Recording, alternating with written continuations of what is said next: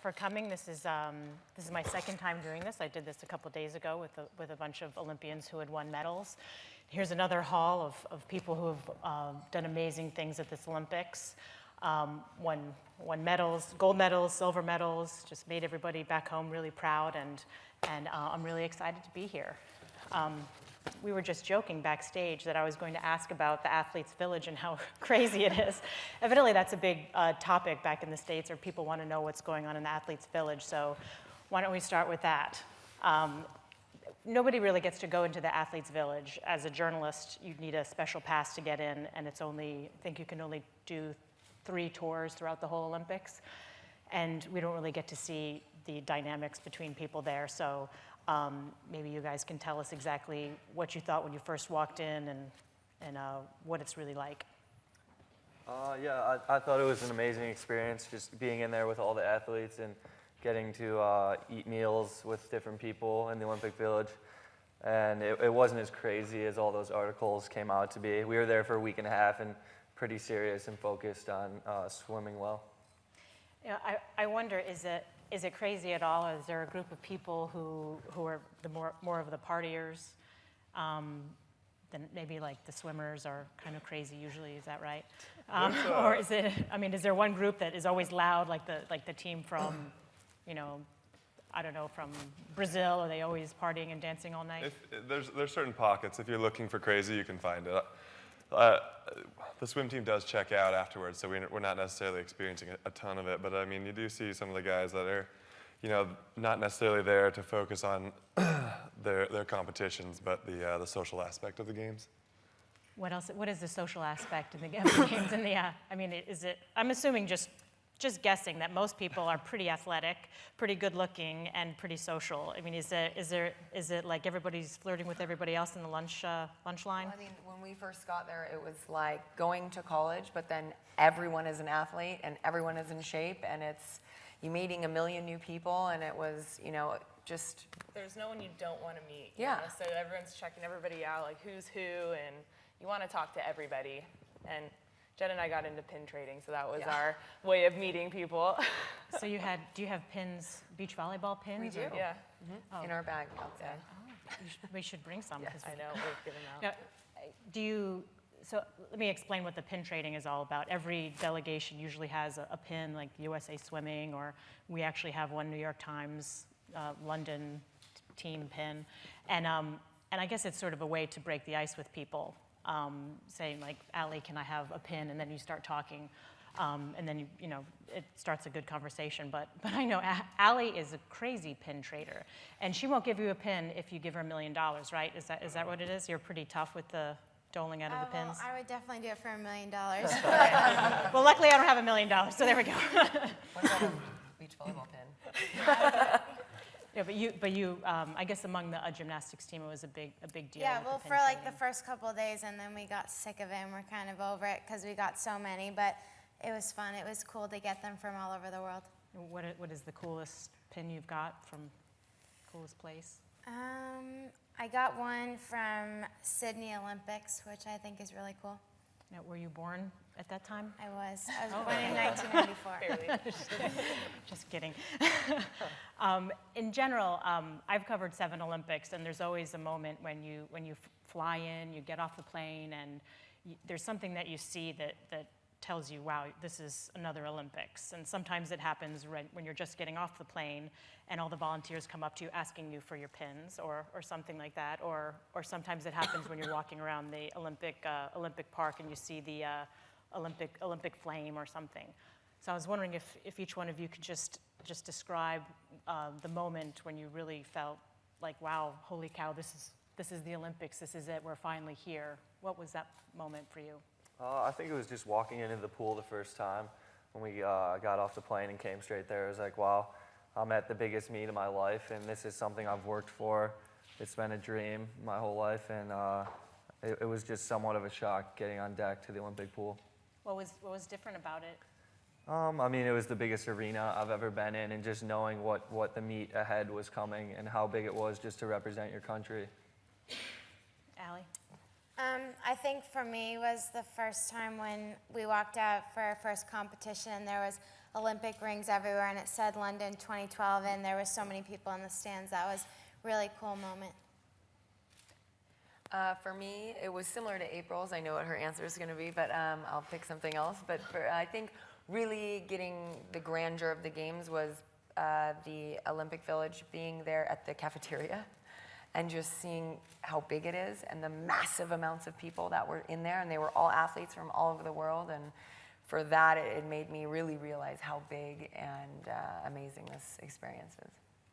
And for me, this is both of our first Olympics, but I thought it was going to be opening ceremonies, and that was kind of anticlimactic. It was really cool, but it wasn't like this is the Olympics. For me, it was being announced for our first match and seeing 15,000 people chanting USA, and we narrowly missed out in Beijing, and just realizing, like, this is our dream, we're finally here. So it was really cool. So you went to the opening ceremony? We went to opening ceremonies, and it was awesome, and it was a great experience, but it still hadn't hit me like this is the biggest athletic moment of our lives, you know, because we weren't competing yet. It was just enjoying the show and enjoying meeting other athletes. It wasn't until we walked into our match, into the stadium, and everyone was cheering for us that it really hit You have home. a really high standard since there was only 80,000 people there and billions of people watching on TV, but you're not affected yet. We were still spectators at that point. I felt like we were watching the show and getting pictures with, you know, Kobe and the huge athletes, and we hadn't competed yet. Yeah. Did anybody else go to the opening? Is anyone going to the closing? Yeah. Yeah. I think we all are. Are you excited? I mean, what are you looking forward to the most about the closing? Spice Girls. Spice Girls.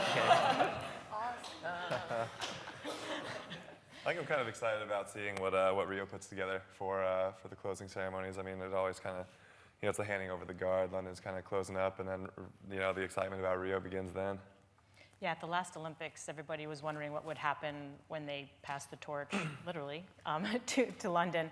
And I think Leona Lewis was singing on a double-decker bus going around the stadium, so that was pretty neat.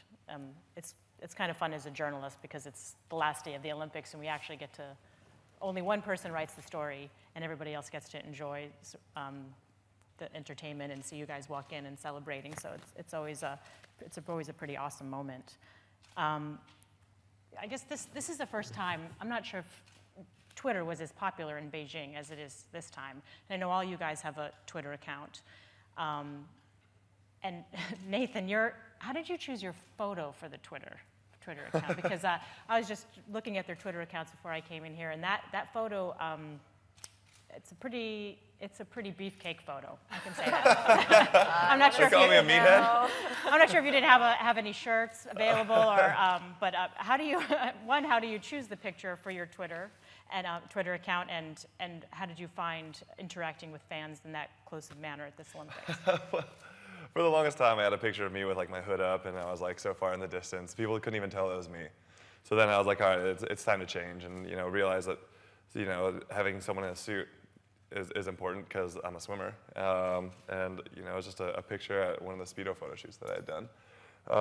And then being able to interact is incredible because, you know, in Beijing there was not necessarily that closeness, that feeling of, you know, talking to your fans or talking to people or understanding how many people are supporting you throughout, you know, even the prelims or the semis or all the way to the finals. There's so many tweets, and it really makes you feel special. Do you read them before you go out to swim? I mean, I'm not like in the ready room or anything. no. But Or just to get you. In general, you it know, could go either way. People could say like "good job," or I'm sure that somebody's out there saying like "I hope you lose." I'm sure there's that one jerk out there who's saying that. Are they? Well, you know, there were some tweets in like Portuguese and some other languages I didn't quite understand. So maybe that was going on. People But like to give volleyball tips. They like to tell April and I that maybe we're missing too many serves, or these are people that probably have never played no ball. idea, yeah. Yeah, I think they can help us. which is really funny. And it's a nice way to take your mind off the pressure of everything and just to kind of read them. And some are funny, and most of them, I would say 99% are supportive. Some are creepy. Of course. Yeah, which is weird, but you just kind of ignore those. And then, but most of them are great. So Do you it's really answer? nice. Do you answer people? I do. Some people are very genuine and they really just want to say congratulations and we're watching you and my daughter wants to be like you. She's wearing her hair like you. Like those, yes, And absolutely. I would have no idea how many people actually like watch us and care how we do, because you have such tunnel vision and you're not seeing it on TV, and it's such an easy way to have people like congratulate you and wish you luck, and it's motivating, like to know that many people are watching you and wanting you to win and behind you, and I wouldn't know that otherwise unless, without Twitter and Facebook. So it's really cool. Aly, you're pretty involved in Instagram also. I mean, how are the fans, responding to that kind of thing? Do you get a lot of feedback from people? I mean, I don't really read through the comments because, like she said, some of them are creepy and some of them are just, they're either nice or mean, so I don't really read through them, but I just think it's cool and a cool way to show that even though we're busy training, we still can have fun, and just to show them what the Olympic Village is like and what we like to do in our free time. How many followers did you have for the Olympics? I had about 30,000. 30. And now I think you have how many? Almost 400. Yeah, a lot. So who are these people? Hopefully they're not all creeps. Conor, you're also pretty involved on Twitter. Do you like looking at it before? Yeah, I have a fun time with it, and I think all of it's been supportive, so I don't get too much or any hater tweets or anything. So I like looking at it before I swim.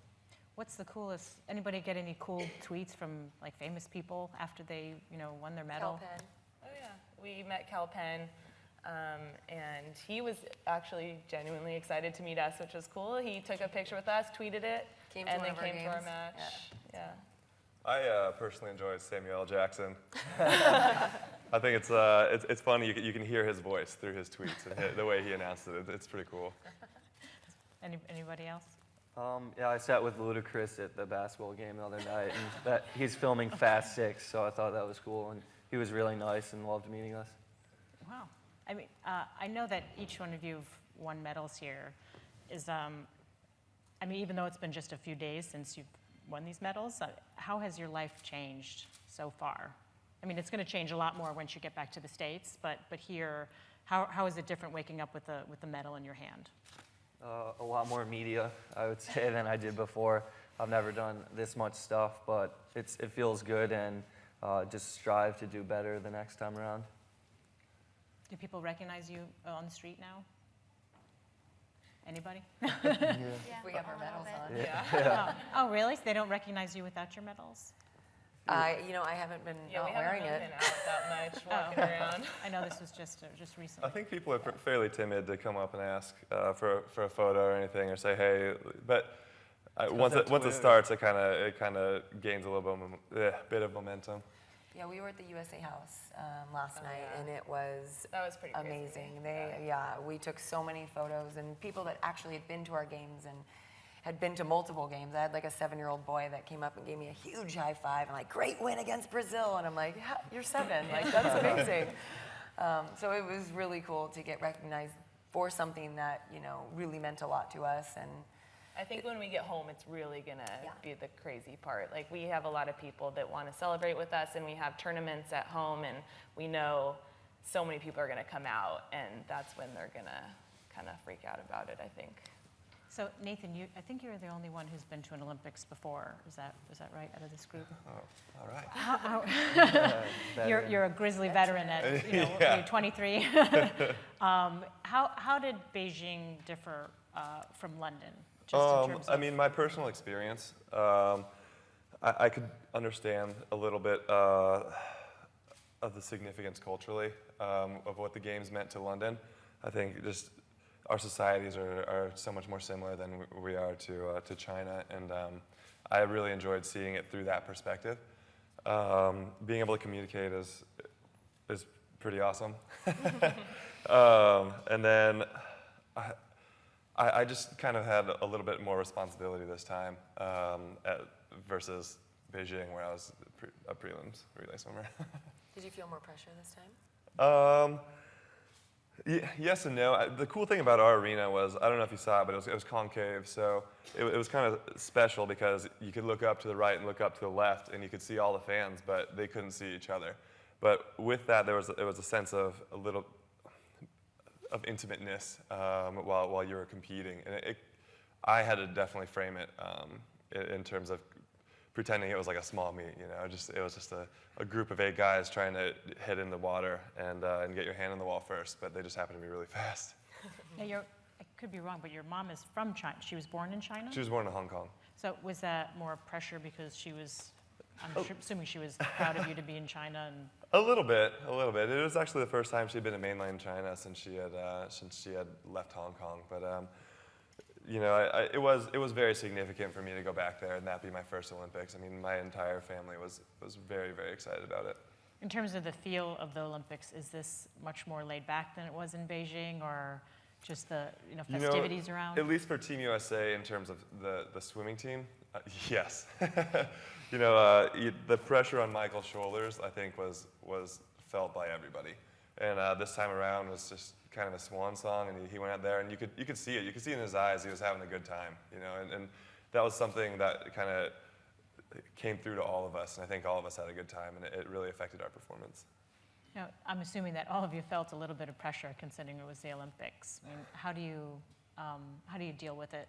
Or when do you feel that pressure? Is it just before you're about to go out, or days beforehand? And how did it feel for you, Conor? Yeah, I would say days before. I didn't get too much sleep, but we have so many veterans on our team, like Michael and guys that have been to 3 or 4 Olympics. So they just tell us it's like any other swim meet. Once you dive in, and you're just representing your country, and you'll be able to get home fast, just in the biggest meet of your life.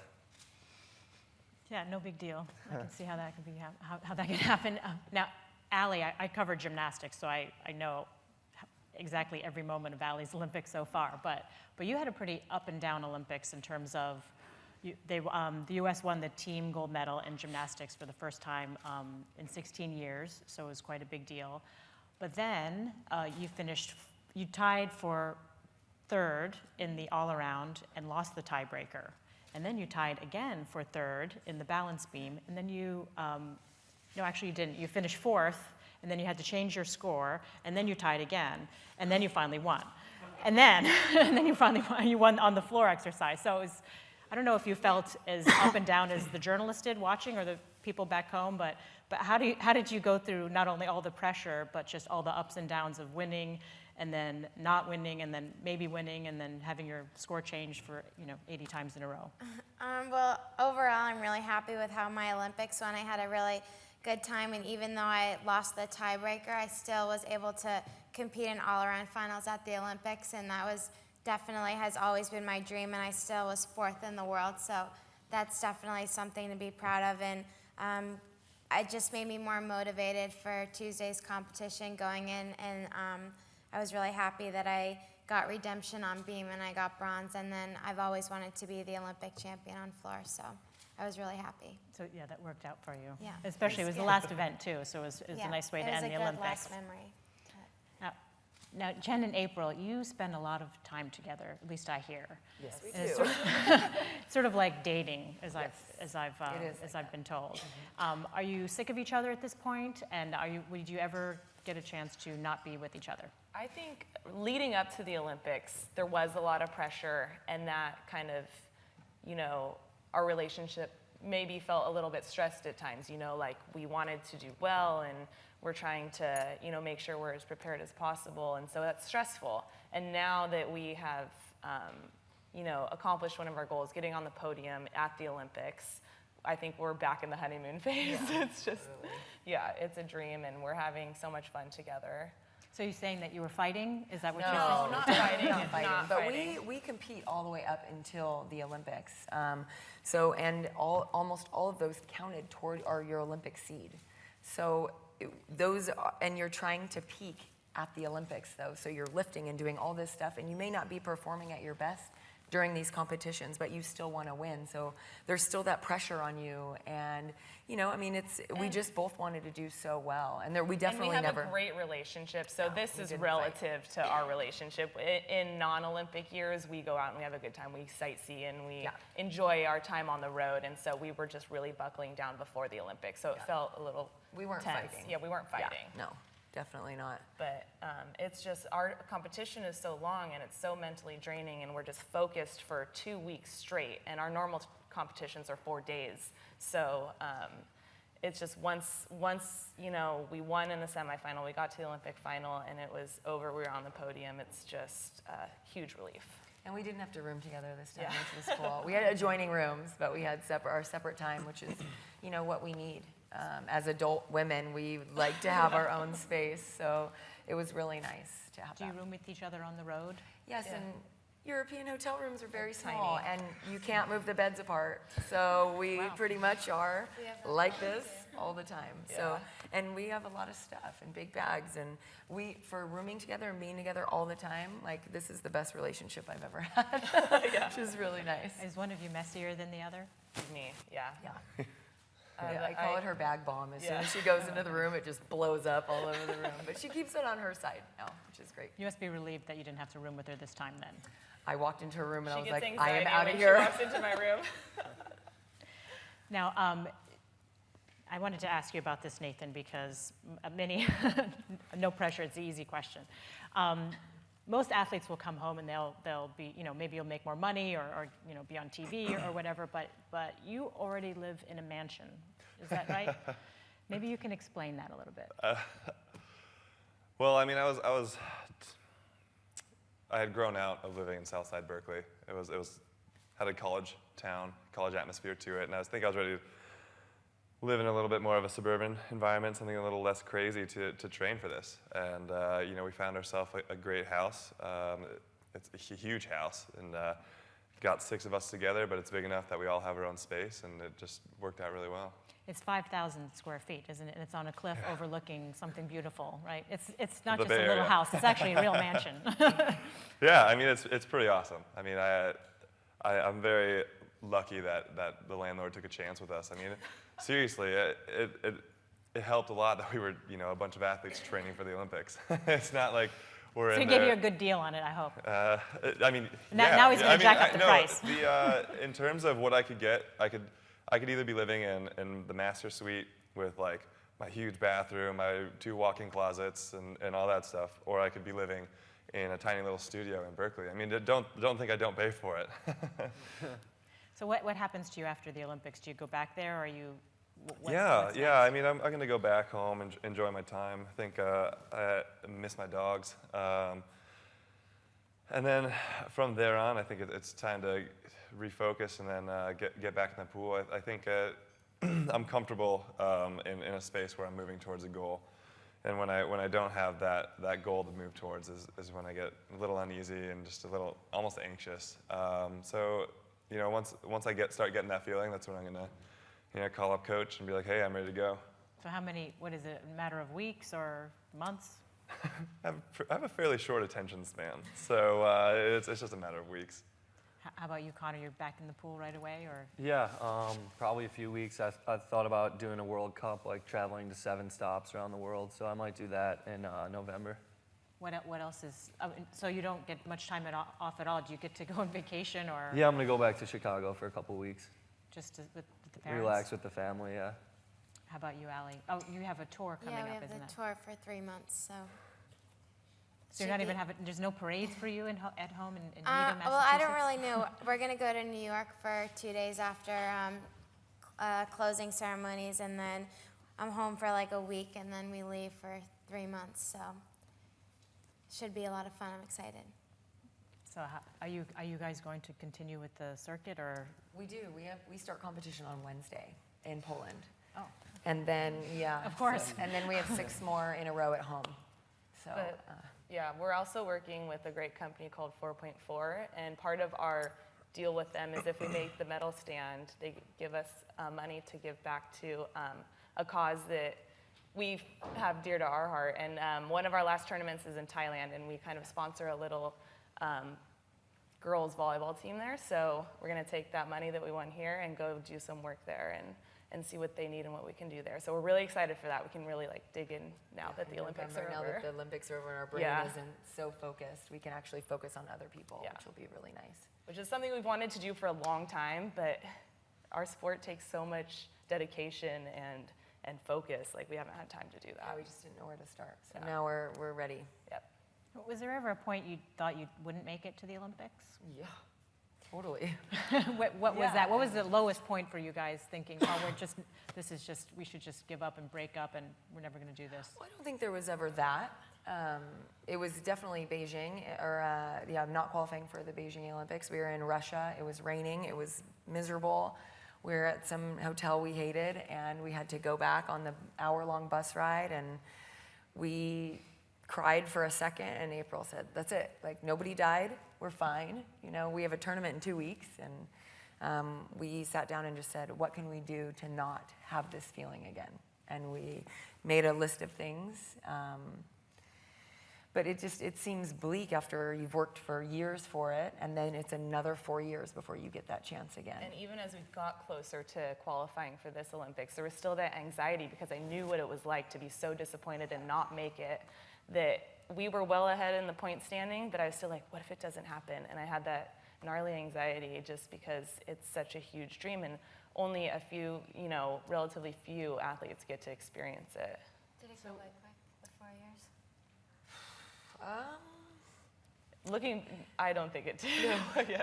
But the next year you have world champs, and so There's like small goals that you just set. that you have and to keep setting for yourself, and it does go by fast. I couldn't say I would do it, again right now. Yeah, looking forward to the next 4 years, it seems like a really, Really long long time. But once you're in it and you're competing, it's not too bad. What's more satisfying? Is it just making the Olympic team or winning a medal? Winning a medal. Winning a medal. Now, for all those people who didn't make the Olympic team will probably say that's not true. But why is winning a medal? I mean, if you left here with no medals, would you just, would that just be the worst thing ever? Would you want to just go jump off a roof somewhere? No. Of course not. I mean, you're still representing Team USA. Yeah. You get this amazing experience, and you get to cheer on your teammates who are winning medals. So you can't go home and cry about it.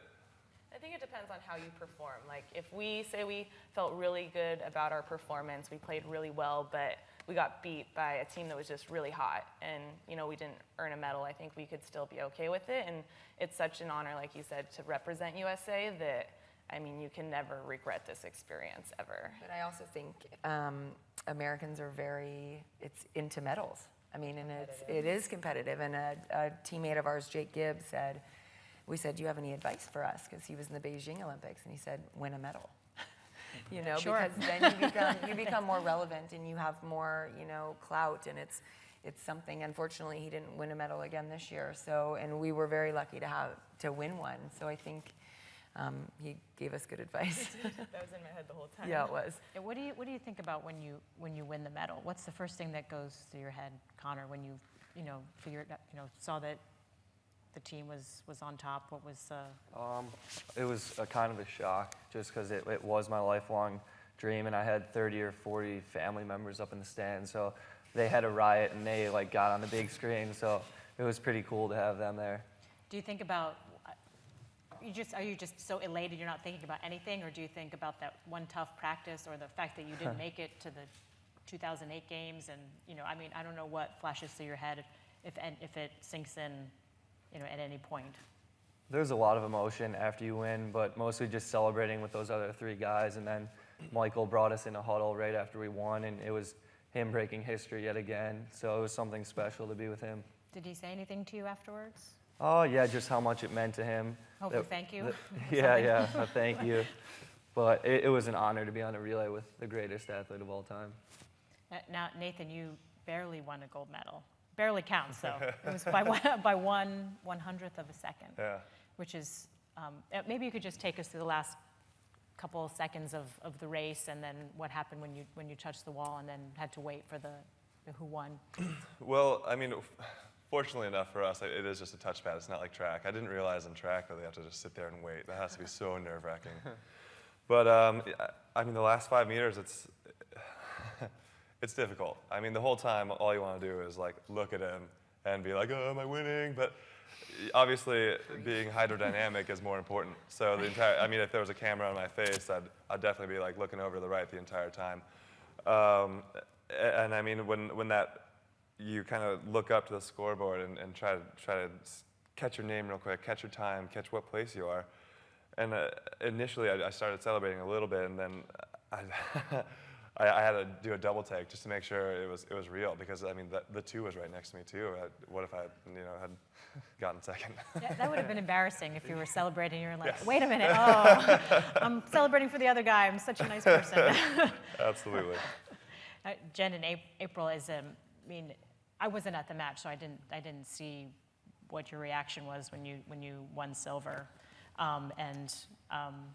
unfortunately, one of the greatest pair of beach volleyball players in history, beat you for gold. I mean, is it disappointing, or you just, like you said, are you just happy to have a medal, to leave with something in your hands? I was pretty disappointed.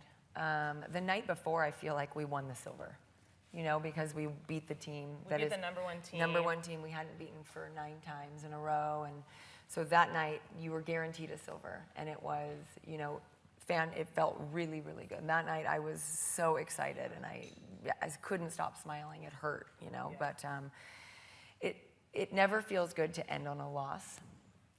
So you're up there, and it's 10 minutes after you lost the biggest game of your life, and you're sad that you didn't win.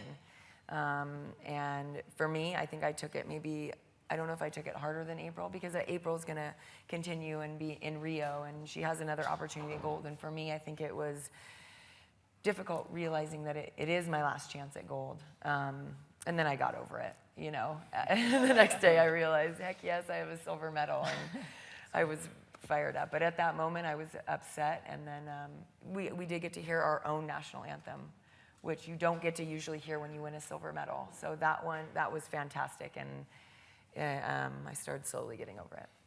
And it's hard in beach volleyball. I mean, I haven't really thought about how it works in every other sport, but usually you're on a team. You're on the USA relay team, and you have the best 4 athletes competing, and we're competing against a USA team, when we're all supposed to be one team. So it's hard to go home with a silver for your country when your country won the event, if that makes sense, And for me, it was special being in an all-USA final.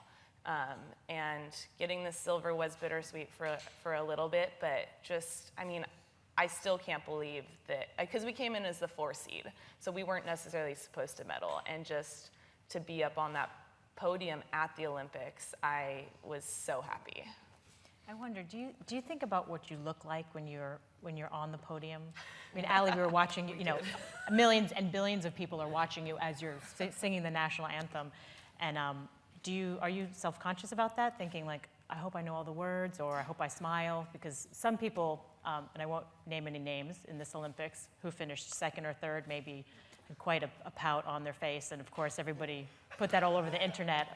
But Aly, are you thinking about what you look like when you're up there, or are you just such in the moment? No, I was just trying to enjoy the moment, because it's your dream, so you're just trying to, I was lucky enough to be up there twice when the national anthem was playing, so it was really cool to be up there with my best friends and to share that with them, and then also be up there individually, because it's your dream, so it's cool to be able to try and cherish the moment.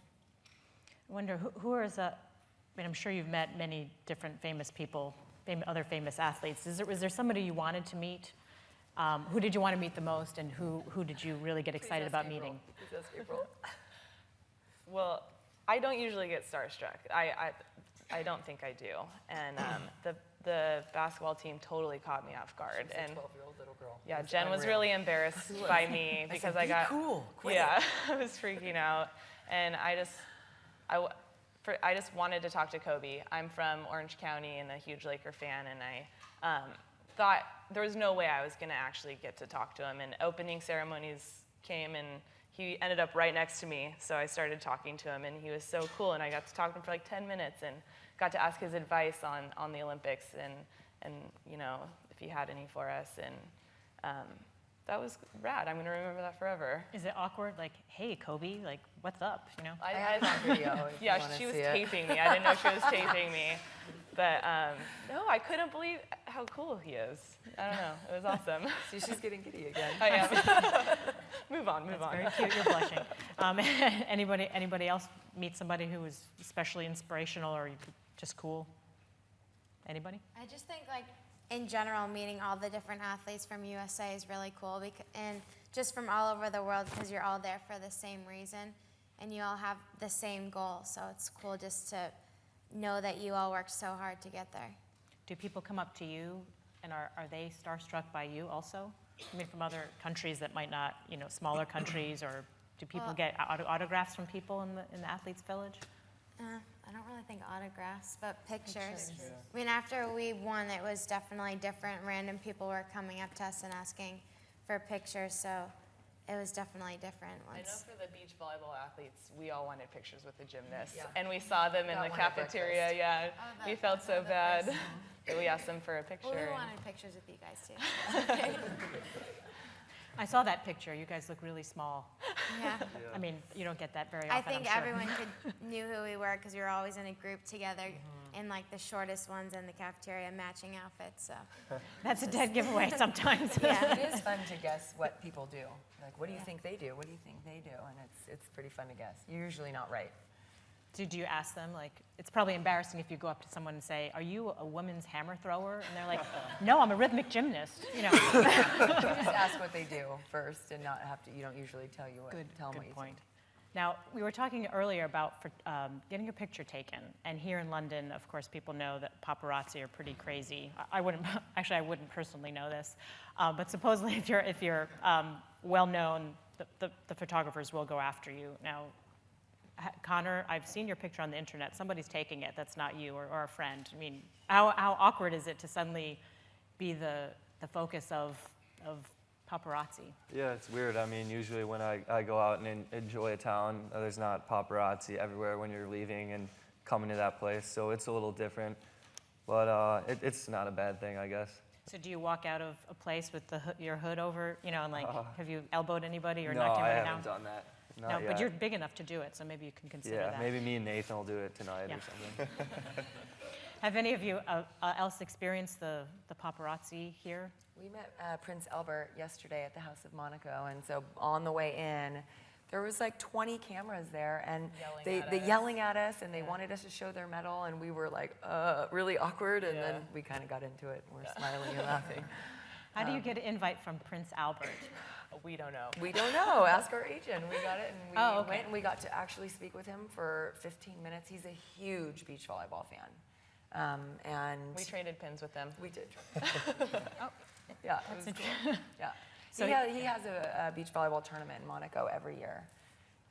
So he's a big fan, and I think he knows Carrie Walsh really well, too. And so it was really nice to talk. He was so down to earth and great, and it was really nice to speak with him. Afterwards, you say, hey, exchange emails, we'll get together if you're ever in town. We totally did, yeah.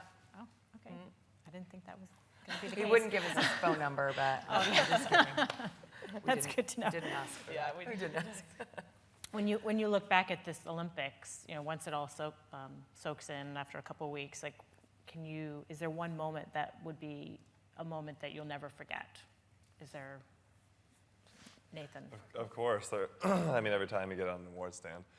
But for me personally, it was just finishing off the relay with Michael, and it was the last race of the meet, which is significant because it's just fun to be the last race of the meet.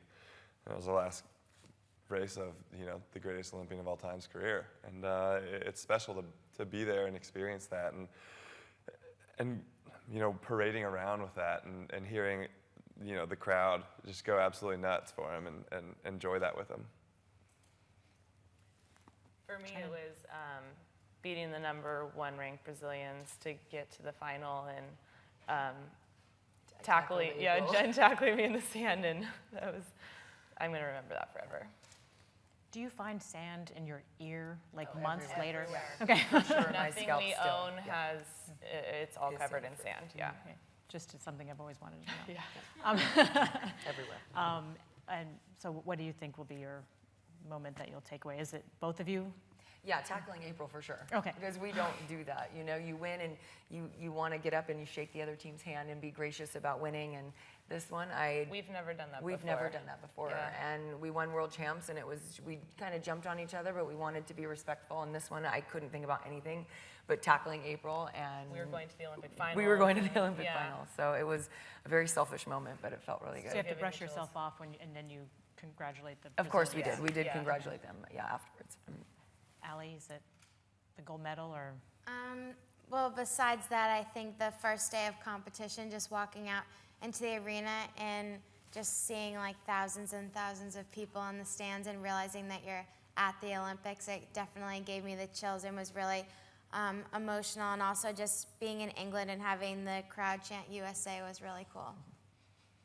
Yeah, I think like Nathan, being on the podium and that feeling of accomplishing something you've worked for your whole life. I'll never forget that. What was the hardest part of all your training through all these years? Is The there last, one the last moment? 11 months, Oh, okay. not taking any breaks at Wow. all. So. Is there one moment when you thought, I think I asked you guys this already, Jen and April, but when you thought, wow, I don't know if this is going to come together. Like, what if it doesn't come together? This is so hard, or is there one moment where you felt that way? Yeah, I mean, we had nationals last summer. We went straight up to altitude training. Usually you get like 2 or 3 weeks off, and I was like, man, I hope this is all going to be worth it in the end because it seemed so far away, but thankfully it all worked out. Wonder, Ask you a question? sure. To the swimmers, is it more pressure here or at the trials? I would say trials And for you sure, also. yeah. Oh God, yeah. Trials. Trials is far worse. It's kind of a bummer because you're competing against your buddies. Yeah. Because right when you you qualify, then it's like I mean, for instance with Colin, it's like I'm competing against him, and then after that it's like, all right, like give me a hug, buddy. We're on the relay together. Yeah. So it's much more fun to be part of Team USA than competing to try to be on Team USA. When you, I guess everybody's asking me this, who hasn't come here to watch the Olympics in person. They want to know how the London Olympics, how they went, how the organization went, and just if you went away with a good feel or if there were rocky parts of it. I mean, how did you think London did? Yeah, for my first Olympics, I thought it was awesome. The venues were great. I've been going around to different events. They've been a lot of fun, and the fans couldn't be better. What was your favorite event that's beyond swimming Yeah, to see? swimming. I saw synchro today. That was cool, but I would say basketball, just because I'm a basketball fan. Did you think London did a good job with gymnastics? They had a pink floor at gymnastics. It was hot pink, which was a little bit disconcerting at first, but then it kind of grew on me. Did you feel the same way? Well, at first, especially because we were so jet lagged, we were really dizzy because the floor was so bright, and then you had the hot pink. So it was really hard to get used to, but we definitely liked it a lot, and I think that they did a really good job here. Well, I know the beach volleyball venue was just fantastic. Like I Yep. said, I wasn't there. I was the only one on my staff who didn't get out there for some reason.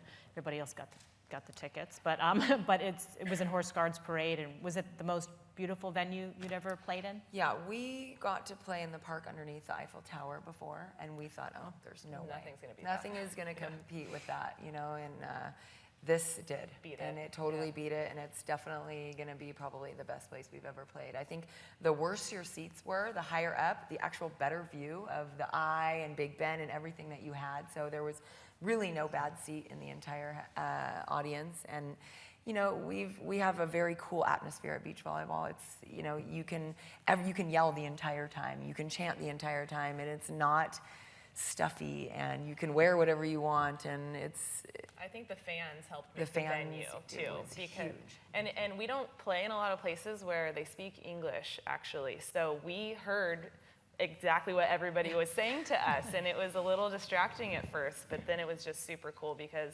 people got behind us and they were chanting USA, and it was really loud. We have nothing to complain about. Yeah. I think the games went great, and we can't wait to go see a couple of events. yeah. What is your, I mean, have you been out to any events? I We guess have not, right? No, because we- we've been not staying at the village, and we've been staying close to here. So it's been really difficult for us to We're get gonna out. But try to go to Earl's Court and see the women's of volleyball course, go match see maybe. volleyball because Yeah. they're Right. in the gold medal match tomorrow, and maybe some handball. I know the French team. I don't know. Did the French team win? Anybody know?